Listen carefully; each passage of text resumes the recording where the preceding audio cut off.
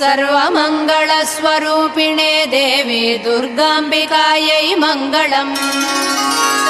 मङ्गलम् कनकाम्बरधरे मङ्गलम् विजयाचलवासिने सर्वगुणसम्पूजिते देवी नित्यम् भवतु मङ्गलम्।